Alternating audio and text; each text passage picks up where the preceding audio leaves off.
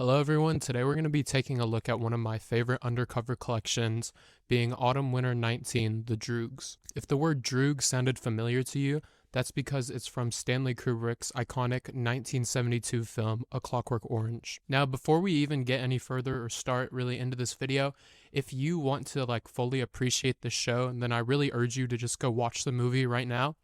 It's a cult classic and it's one of my personal favorites as well. So just click off this video and go watch the movie. I think it's free on Internet Archive somewhere. Now, that all said, this show is mainly just known as the Clockwork Orange collection for Undercover, but there's actually a variety of other inspirations that are at play as well. First off, the invitation to this show was actually a cropped area of Italian Baroque painter Caravaggio's Supper at Emmaus. This painting shows the biblical story of the third day after the crucifixion, where two of Jesus' disciples were walking to Emmaus when they met the resurrected Christ.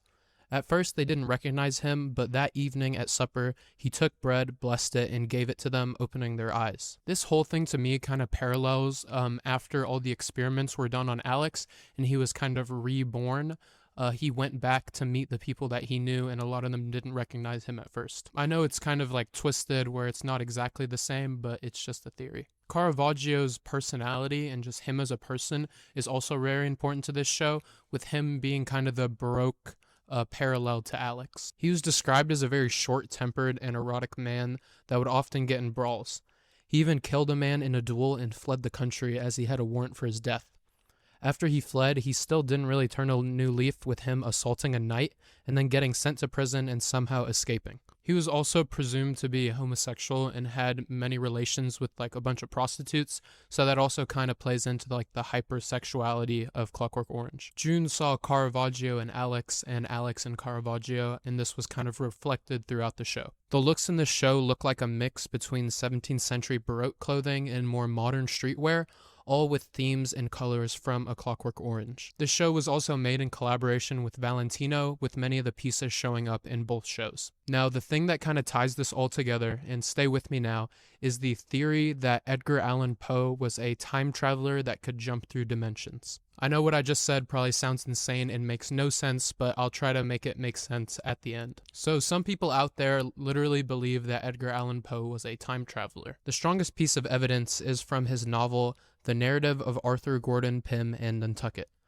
This kind of tells the story, which is totally made up, about a shipwreck, and then 46 years later, in 1884, a real shipwreck happened. In both stories, the survivors resort to cannibalism, which isn't super crazy, but what's really crazy is that in Poe's novel, the boy who gets eaten is named Richard Parker, and in real life, the boy who was eaten was also named Richard Parker. People also point to how in one of his short stories, he gives kind of an pretty accurate diagnosis of frontal lobe syndrome, and this is a long time before neurology was really a thing. And then there's his poem Eureka, where he formulates a version of the Big Bang Theory long before that was a scientific concept. So why is this all relevant? Well, because we see a lot of references to Poe throughout this collection, and it isn't just taken randomly. He's using Poe, the time traveler and dimension hopper, as the thread that kind of ties together Alex's dystopia with the chaotic Baroque era of Caravaggio. That's why we see references from all the different time periods being kind of tied together in this one show. Alongside the Poe references, there's also UFOs, which kind of play into that supernatural interdimensional theme. It's also pretty symbolic that the Poe references only really show up on the Valentino and Undercover collabs, so it's almost like Poe is tying together those two universes as well between the different brands. With all that out of the way, let's move on to the actual show itself. I'm not exactly sure where the show took place, but the stage is pretty big, and it has this weird shaped opening that the models walk out of. There's also some art around it too, but it's kind of hard to see what it is. This is me in post, and this is totally the right side cropped of the Supper of Emmaus, so that makes a lot more sense at what this art is. And there's also the shadow moving at the top that kind of looks like a ceiling fan. I'm not sure what this is referencing to or what it really means, but it's a pretty cool detail.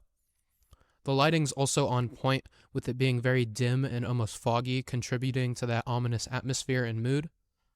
The whole venue as a whole kind of reminds me a lot of that place that Alex and the Droogs got into a fight with that rival gang. With the first look, we already have a lot to unpack. First, we see themes of Baroque era clothing with these opulent looks featuring heavy layering of a variety of different materials. What looks like a blanket is worn as a cape, which is layered over a coat that is layered over a knit sweater. We also see these large gloves that are very reminiscent of the gauntlet gloves that were worn in the 17th century. It also kind of creates the silhouette where the sleeves would open up really big and it had that lace at the cuff. We even saw stockings being featured, which were very commonly worn at the time as well. It's not just the Baroque stuff though. We already see heavy Clockwork Orange references with the mask and cane of the Droogs. The red sweater underneath says Bazumi Odin, which is in the language Nadsat. If you've watched the movie or read the books, you've definitely noticed like the strange dialect that different characters would use. And this is the language Nadsat, which was a made-up language that's loosely based on Russian English. Bizumi Odin directly translates to Crazy One in English. Look 2 is pretty similar with the same mask, cane, and gloves, but this time with a blue coat and a turtleneck underneath. We see 2 repeating motifs in this look with the hat with a feather in it and a woven rope with a tassel at the end. The feather in the hat is very reminiscent of 17th century musketeer hats. This tassel is also very versatile in all the looks and styling in the show, as it lets the stylist kind of cinch the coat wherever they want. The shoes on this look are also pretty unique, with them being a collaboration with Nike. Jun and Nike collaborated on this collection, with him making colorways of Air Max 720s as well as these React boots.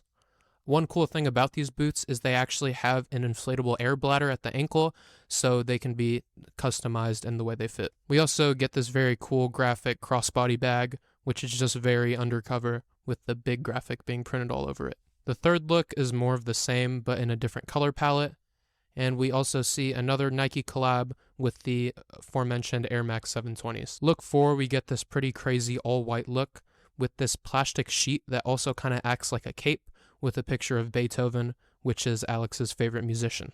The Beethoven image is taken from this scene in particular. We also see this beanie beret thing, and once again it has a feather. The large gloves on this look translate to God in Nadsat. On look 5, we see a more casual take with this hoodie and sweatpants look. That said, Jun's layering and draping still shine through, creating an amazing silhouette with that blanket thing also being worn across the body. Look 6, we get this color-blocked knit sweater that when translated to English says degenerate. The ruffling at the neck is also very reminiscent of the collars in the 17th century. The hat also stands out with some metal spikes. This is a motif that will repeat throughout the collection. Look 7 is more of the same, this time with the sweater saying wonderful. I also want to point out that each section of the sweater has a different knit, color, and texture. Color and texture are a huge emphasis in this collection and in Clockwork Orange in general. The whole color palette and design of the movie is very odd and eccentric, with random colors and textures kind of placed everywhere, but they end up working and adding to the, kind of off-putting weird atmosphere. We also get to see another collab, with the shoes being Undercover Doc Marten 1461s. However, the laces used are very different and look almost like ribbons.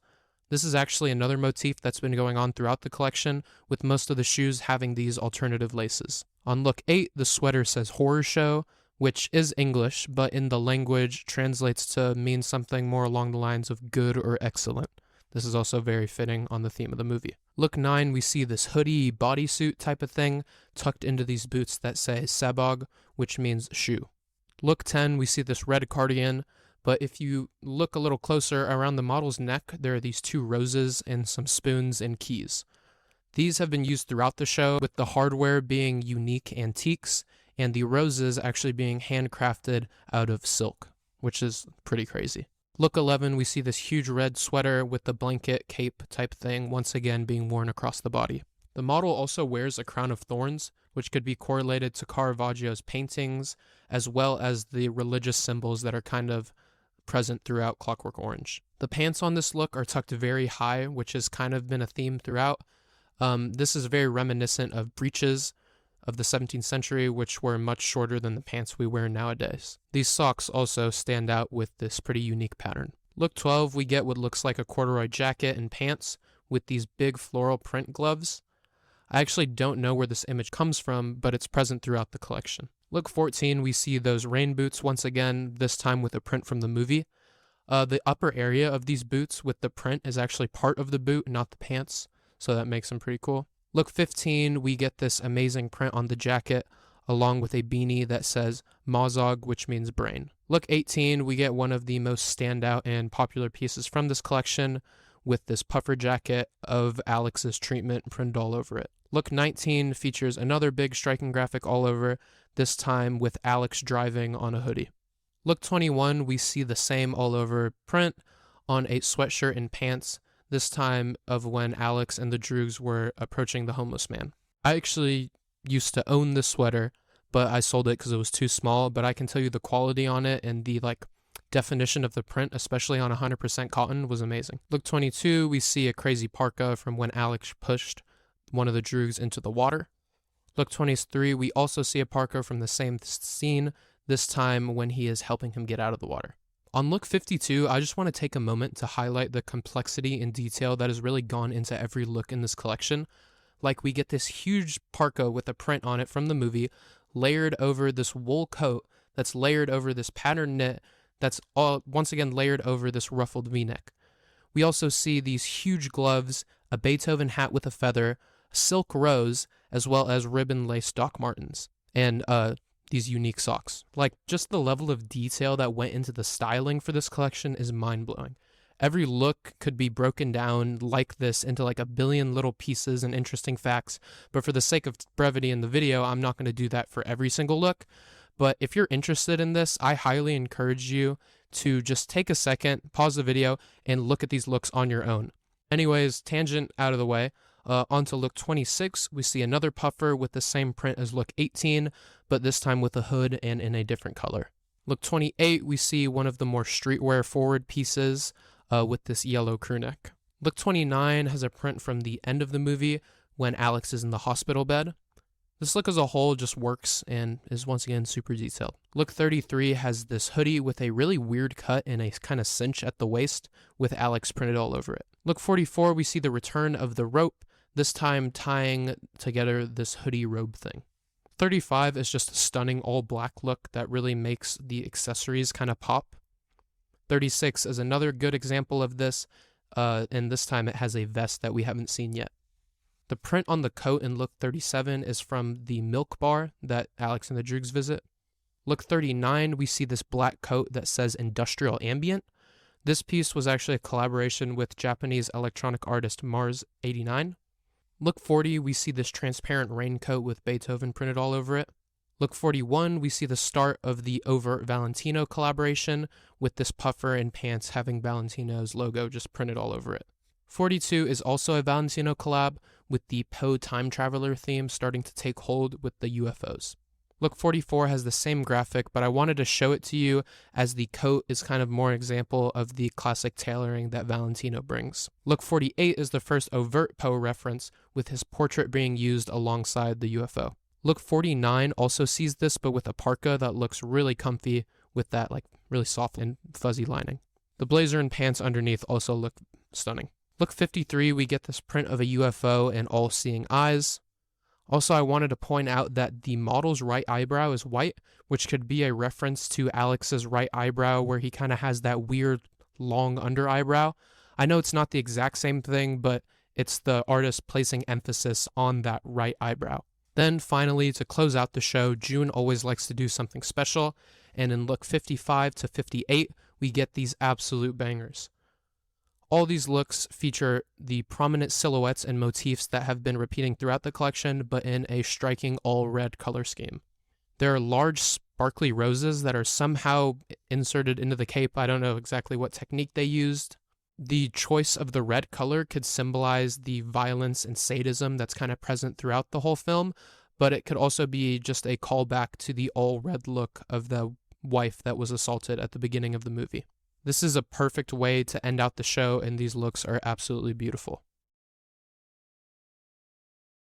So overall, I think June did an amazing job translating all his loves for these different things into amazing looks. He's visited Kubrick's films twice, First with 2001 A Space Odyssey in fall winter 2018. Bliss Foster has a great video on that collection, by the way, so make sure to check that out. One day I really hope he does a Eyes Wide Shut like inspired collection, because that's one of my favorite Kubrick films, or probably it is my favorite Kubrick film and probably one of my favorite films of all time. But with the direction that Undercover's going, I'm not sure if they would do that. Also, I just want to thank y'all for the insane support. I've only been doing this for like 2 months or something, and I already hit like 1,000 subscribers, so thank you so much. I really appreciate everything. Now I'm going to self-promo myself. So these are my Instagrams. At the top is just like a personal, and then in the middle we have my archive page where I'm posting stuff I'm selling or just pieces, just anything I own. And then the third one is just me posting the graphical references to just any pieces I find. I've been a little bit slow on it. I've had a whole bunch of random stuff to do, but I'll definitely be updating that soon. And the links to all of these are in the description. So yeah, that's it. In the future, more of the same thing. And goodbye.